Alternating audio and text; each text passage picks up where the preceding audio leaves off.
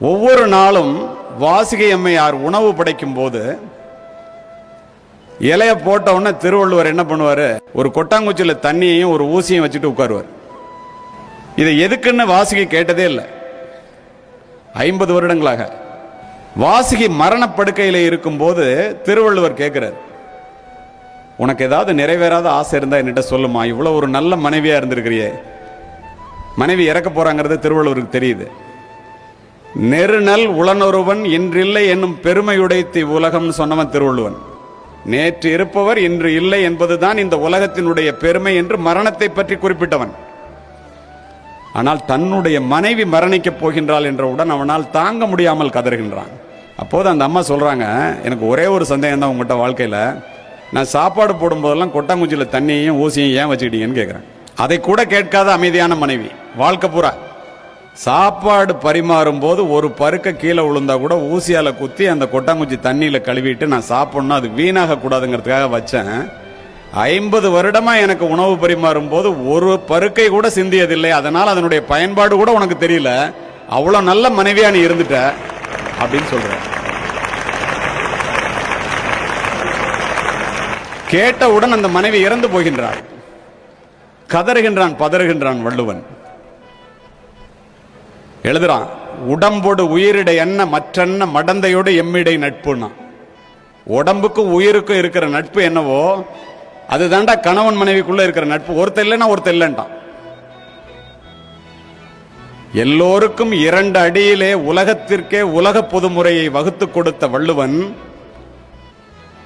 தன்னுடைய மனைவியினுடைய இறப்பை 2 அடிக்குள் அடக்க முடியவில்லை நண்பர்களே.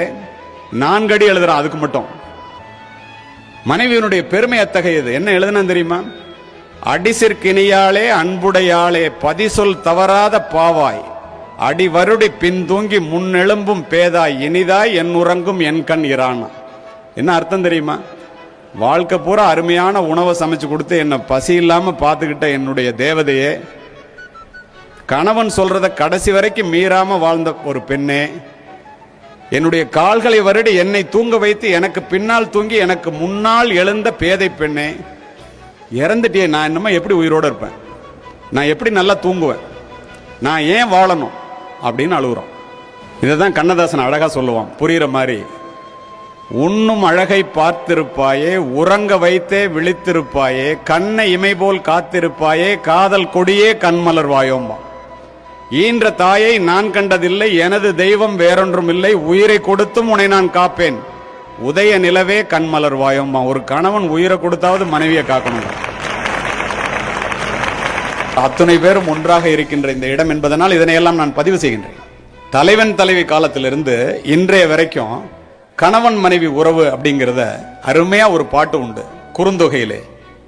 யாயும் ஞாயும் யாராகியரோ எந்தையும் நுந்தையும் எம்முறை கேளிர், ஞானும் நீயும் எவ்வளி அரிதும் செம்புல பெயர் நீர் போல அன்புடை நெஞ்சம் தாம் கலந்தனவே.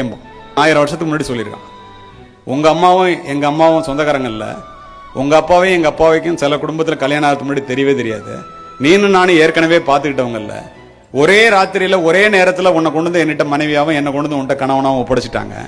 அது எப்படிப்பட்ட உறவுன்னா, செம்மண் நிலத்துல மழை பெஞ்சா தண்ணி சிகப்பா ஓடும், அந்த தண்ணியில இருந்து மண்ணையும் தண்ணி எப்படி பிரிக்க முடியாதோ அதுதான்டா கணவன் மனைவி உறவு. அடி தாங்கும் அளவு இன்றி அனல் அன்ன வெம்மையால் கடியவே கணங்குழாய் ஆங்கோர் காட்டுள் துடி அடி கலக்கிய சின்னீரை பிடி ஊட்டி பின் உண்ணும் களிரும்பான். களித்தொகையில கோடை வெயில்ல ஒரு காட்டுக்குள்ள ஒரு ஆண் யானையும் பெண் யானையும் ஓடிக்கிட்டே இருக்கு. கொஞ்சம் தண்ணி இருந்தா தான் உயிர் வாழ முடியும், இல்லைன்னா செத்து போவோம். ஒரு குட்டையில கொஞ்சோண்டு தண்ணி இருக்கு, ஆண் யானையும் பெண் யானையும் உள்ள துதிக்க வைக்குது, தண்ணி குறையவே இல்லை. ஆண் யானை குடிக்கட்டும்னு பெண் யானையும், பெண் யானை குடிக்கட்டும்னு ஆண் யானையும் நிக்குது. 2 பேரும் ஒருத்தர் மேல வச்சிருக்கிற ஒருத்தர் அன்பை பார்த்து கண்ணில் தண்ணி கூட்டுது. அதற்கு பிறகு கூட பெண் யானைக்கு ஊட்டி விட்டுத்தான் ஆண் யானை தண்ணீரை குடித்தது. பிடி ஊட்டி பின் உண்ணும் களிர். பிடி என்றால் பெண் யானை, களிர் என்றால் ஆண் யானை. எவ்வளவு அழகா சொல்லியிருக்கான் பாருங்களேன். இப்ப எல்லாரும் இவ்வளவு நல்லா உட்கார்ந்து இருக்கிறீங்களே, இப்படி பிள்ளைகளை பெற்று இப்படி வளர்க்குறீங்களே, அதுக்கெல்லாம் அப்பா காசு சம்பாதிக்கிறதுனால அப்பா மட்டும்தான் காரணம்னு நம்ம நினைச்சிட்டு இருப்போம்.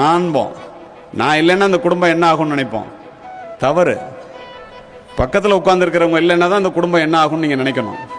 ஏன் தெரியுமா, உங்களுக்குலாம் என்ன பெருமை தெரியுமா, எதுல நீங்க நிக்கிறீங்க தெரியுமா, உன்னை கரம் பிடித்தேன் வாழ்க்கை ஒளிமயமானதடி, பொன்னை மணந்ததினால் சபையில் புகழும் கூடுதடி, கால சுமைதாங்கி போல மார்பில் இணைத்தாங்கி வீழும் கண்ணீர் துடைத்தாய், அதில் என் விம்மல் தணிந்ததடி, பேருக்கு பிள்ளை உண்டு வெறும் பேச்சுக்கு சொந்தமிண்டு, ஆலம் விடுதுகள் போல 1000 உறவுகள் இருந்தன, வேறென நீதி இருந்தாய் அதில் வீழ்ந்து விடாமல் நான் இருந்தேன்பா.